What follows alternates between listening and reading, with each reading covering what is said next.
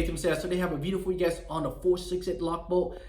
Pretty much a tech video, how to work on it and service it, put it back together and so on. All right, let's get started. So the first thing you're gonna do is you're gonna take the top rail off, which house the rail and the charging handle. I have the bolt right here, which it basically you always want to keep your bolt inside with the pin down so that we don't drop it. This bolt right here, it is made of stainless steel. It's very strong, but also has some flexibility into it. It has a weak area right here, so you drop it into a solid object, it will bend at this weak area. But if you in normal operation, you can shoot 100,000 shots before anything can happen to it. I'm gonna show you how the Lok-Bolt actually work here. In the Lok-Bolt system, it has a little lever in the front there. So if when you try to fire it, it will not let you fire unless this lever get depressed, then the bolt will cycle. So in the case where paintball is not feeding, magazine is not feeding, you have a paintball that's too big or too small, which can cause a jam for you, then it will stop feeding, in which way the bolt won't fire unless the ball is fully chambered. It's kind of prevent the chop from breaking and create havoc in your chamber. So you can see that there, see the low lever, it should move up and down. And so when it gets depressed up, it let the bolt move forward. And if there's no ball right here that does not depress up, the bolt will stop right there. That's the key design on the Lok-Bolt. All right, take the bolt out, and you take the top rail off. 2 screws using the 3mm Allen wrench. You can slide your rail off, and in the rail it houses the charging handle. Your charging handle should be moved back and forth smoothly, like so. Okay, right there. And then it has your springs. You can see the spring right here. It has this one curvature shape. It goes right in the middle right there. And the low slot, see the little slot right there?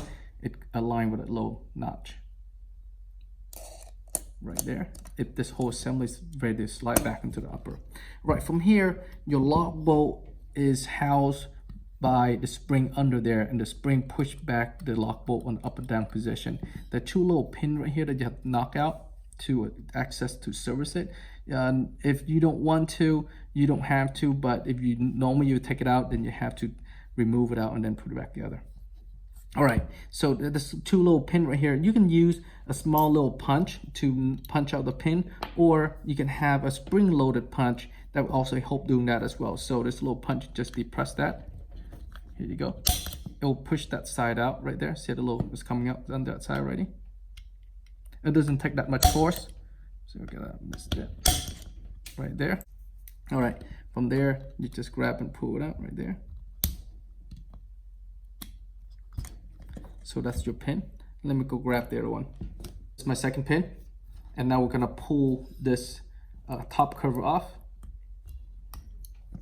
There's a tiny little spring inside. This is your Lok-Bolt spring. It does all the work on your Lok-Bolt. And it's the cover right here that's going on the top that depresses the spring down. And this is the lever that's pretty much move freely in here. You almost don't have to take this lever out unless you need to replace it, but rarely do you have to do that. There's a little pin right here at the bottom right here. At the same time, you can punch it out. For this video, I'm not going to take it out because you don't need to. Like I said, you rarely have to do it. If you do it, just a little pin to remove the lever. Right, so from there, assemble is pretty easy. I recommend that you guys get a cup of lithium grease. And what the lithium grease does is that it keeps the spring into place. Because right now, if you were to put the spring into on the little nipple here, you to go in there, it just drop right out. A slow drop right here of lithium grease, you see that? It will just keep this spring into place at the same time, give the lubrication that it needs. All right, so if you look at the assembly right here, there are 2 directions this thing can take. It can go this way, okay, or this way. The preferred that we want to do it is this way. So you see a little notch right here, the square notch, that go to the rear, and the curvature notch go to the front. So just like that, okay? You just drop it in right into the track right there. All right, that's perfectly aligned. Very simple. And then just put your pin back.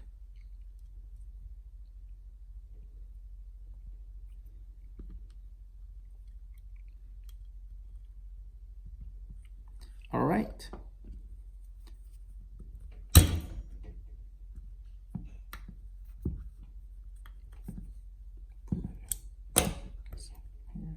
Got the first one out, but that's my second one here.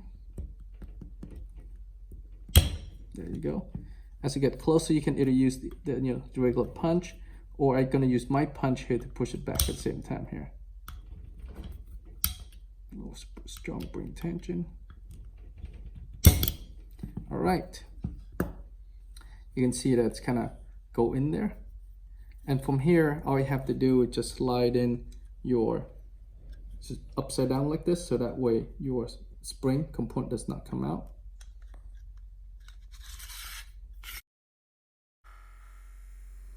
Slide right in. That's it. And you can see that you can test it right now. You can test it, make sure your lock bolt moving up and down freely. It should return on its own. And put your screw back on.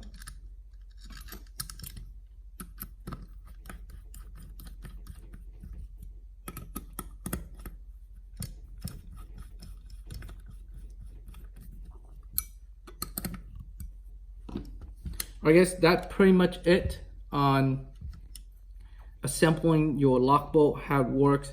Put it back together right there. Okay, so that's pretty much it on the lock bolt. You guys have any question, comment, concern about lock bolt, visit our website, mcsus.com, and we can support you. Thanks for watching. Modern combat sports.